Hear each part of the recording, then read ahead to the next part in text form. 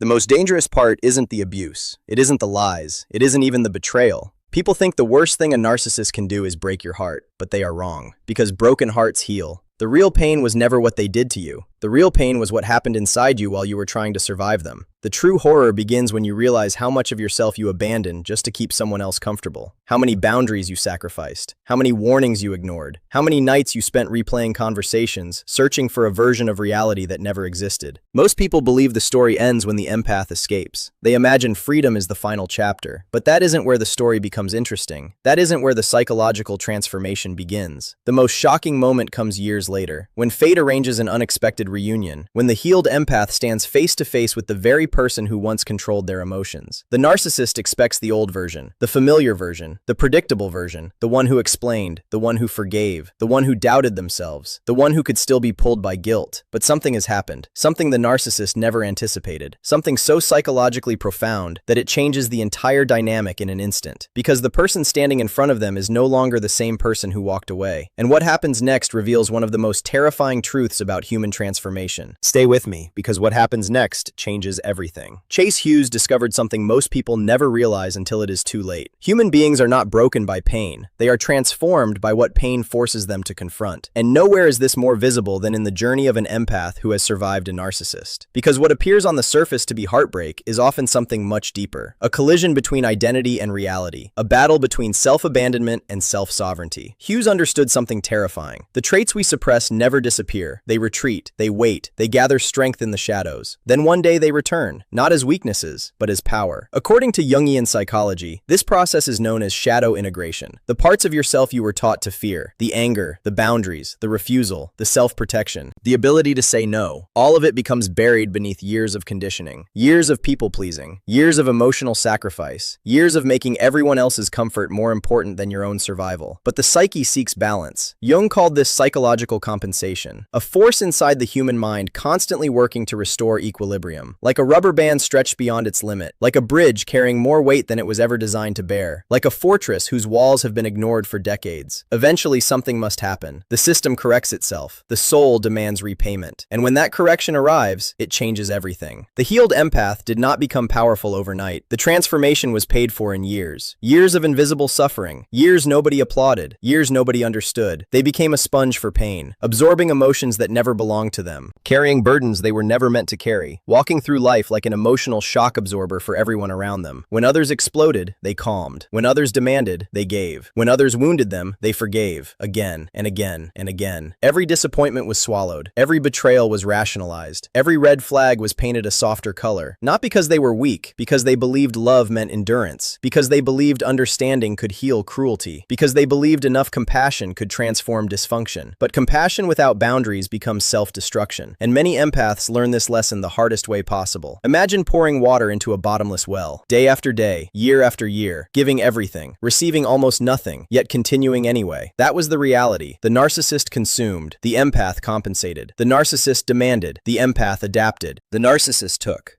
The empath gave. Until eventually there was almost nothing left. Identity began disappearing. Not dramatically, not suddenly, quietly, like fog swallowing a landscape, like paint fading from an old photograph, like a house slowly losing its foundation while appearing intact from the outside. They forgot what they wanted, forgot what they needed, forgot who they were before survival became a full-time occupation. And perhaps the cruelest part of all, nobody saw it happening. Because suffering performed in silence rarely receives witnesses.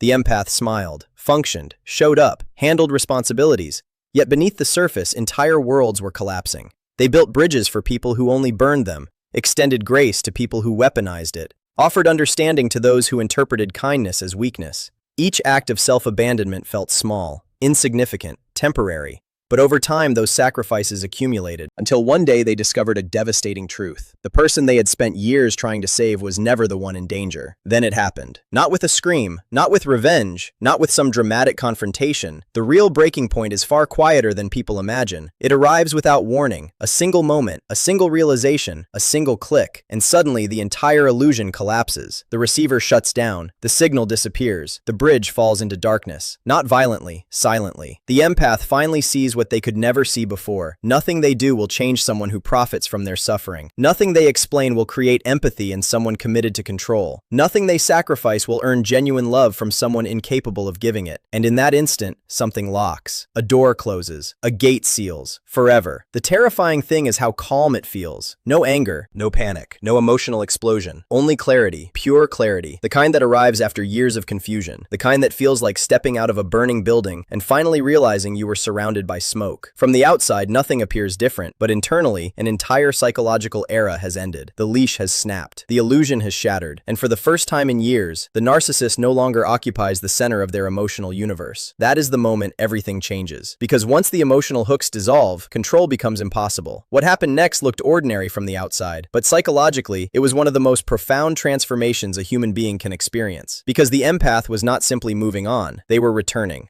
to parts of themselves that had been buried beneath years of survival, returning to instincts they had been taught to distrust, returning to strengths they had mistaken for flaws. Most people misunderstand this stage completely. They assume the empath has become cold, detached, emotionally unavailable. But Hughes understood something many people never see. The traits we suppress do not disappear. They retreat into the unconscious, and eventually they return with greater force. Jung referred to this process through the lens of shadow integration. The shadow is not evil. It is everything you were forced to reject in order to gain acceptance. Everything you were told was too much, too selfish, too difficult, too intense, too dangerous. The empath's shadow often contains something surprisingly powerful: boundaries, anger, discernment, refusal, self-protection, the ability to walk away, the ability to disappoint others without abandoning themselves. For years, those qualities remained locked behind emotional prison bars. The empath believed their value came from enduring, from understanding, from forgiving, from carrying emotional weight no one else wanted to carry. But now the prison doors were opening, and what stepped out was not darkness, it was wholeness. They did not become less loving, they became harder to exploit. They did not become bitter, they became awake. They did not become cruel, they became complete. The very qualities they feared would make them unkind became the qualities that finally protected them, like fortress walls rising from beneath the earth, like a house finally securing its doors after decades of being left unlocked, like armor forged inside a fire that almost destroyed it. Something sacred was taking place, a reunion with the self they abandoned long ago. The strange thing about this transformation is that it often happens quietly. There is no ceremony, no applause, no dramatic announcement. One day they simply stop negotiating with their own pain. They stop betraying themselves to keep others comfortable. They stop offering endless explanations to people committed to misunderstanding them. And that is when psychological sovereignty begins. Jung called it individuation, the process of becoming fully oneself. Not the version others prefer, not the version shaped by fear, but the authentic self emerging from beneath years of adaptation. The false identity begins dissolving. The mask falls away. The compensation ends. The soul reclaims territory. And this is precisely why the future reunion becomes so psychologically shocking. Because narcissists rarely understand transformation. They understand patterns. They understand emotional reactions. They understand predictability. Their influence depends upon familiarity. They expect old responses, old wounds, old vulnerabilities, old openings. But the healed empath is no longer operating from the same psychological framework. The map has changed. The landscape has changed. The person has changed. Imagine a hunter returning to a forest they once knew perfectly. Every path familiar, every movement predictable, every hiding place memorized, only to discover the entire terrain has transformed. The trees are gone. The trails have vanished. The landmarks no longer exist. That is what happens when a narcissist encounters a genuinely healed empath. The strategies that once worked suddenly fail. The guilt no longer lands. The manipulation no longer penetrates. The emotional fishing hooks come back empty. And at first, the narcissist often cannot understand why. Because from their perspective, they are using the same techniques that always worked before. The same carefully timed messages, the same nostalgia, the same emotional bait, the same promises, the same carefully constructed performances. Yet something feels different. The emotional signal is gone. The frequency has disappeared. The receiver has been disconnected. It is like trying to unlock a door whose entire frame has been replaced. Like dialing a number that no longer exists. Like pulling a leash only to discover it has already been severed. The healed empath may still be polite, still calm, still respectful, but there is a stillness beneath their words that was never there before. And that stillness is what unsettles the manipulator most. Because manipulation requires movement. It requires emotional turbulence. It requires insecurity. It requires a reaction. A narcissist can work with anger. They can work with guilt. They can work with hope. They can even work with hatred. But indifference creates a problem they cannot solve. Because indifference offers nothing to grab, nothing to twist, nothing to control. The healed empath has stopped fighting the narcissist. And paradoxically, that is exactly why the narcissist begins losing. Years ago, a single message might have ruined their entire week. A single criticism criticism might have shattered their confidence. A single rejection might have triggered days of emotional chaos. But now something extraordinary has happened. The internal architecture has changed. The foundations have been rebuilt. The house no longer shakes during storms. The narcissist arrives expecting access, expecting influence, expecting significance. Instead, they encounter emotional silence. Not hostile silence, not wounded silence, a deeper silence. The silence of someone who no longer needs anything from them. And for many manipulators, this becomes profoundly disturbing, because control only exists where dependency survives. The moment dependency dies, power evaporates. Suddenly, the old tactics begin looking strangely transparent. The love bombing feels scripted. The apologies feel rehearsed. The charm feels mechanical. The promises sound familiar. Not because the narcissist changed, but because the empath finally learned to see. The illusion that once looked like magic now resembles a stage trick viewed from behind the curtain. The hidden wires are visible. The mechanisms exposed. The performance loses its power. And perhaps for the first time, the empath experiences something that once seemed impossible. They trust themselves. Not perfectly, not arrogantly, but deeply. Their intuition no longer whispers. It speaks. Their boundaries no longer apologize. They stand. Their inner voice no longer asks permission. It leads. This is where true healing begins. Not when the pain disappears. Not when the memories vanish. Not when justice arrives. But when self-trust becomes stronger than self-doubt. When inner authority becomes stronger than external validation. When the need to be understood becomes weaker than the commitment to remain authentic. At that moment, something ancient awakens inside them. Something the years of manipulation tried desperately to suppress. A quiet certainty. A profound inner knowing. A relationship with themselves that no longer depends upon anyone else's approval. And once that relationship is established, everything changes. Because the person who once searched for love in the wrong places finally becomes the source of the very thing they were seeking. Not perfection, not superiority, not invulnerability, wholeness. And wholeness is something manipulation cannot penetrate. It is something control cannot conquer. It is something fear cannot easily shake. The narcissist may not understand what happened, but they feel it. Like reaching for a familiar light switch and finding it no longer connected to power.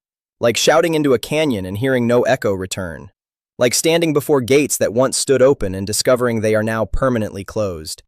Not out of punishment, not out of revenge, but because the person behind those gates finally learned their own value. And once that lesson is truly learned, there is no returning to who they used to be.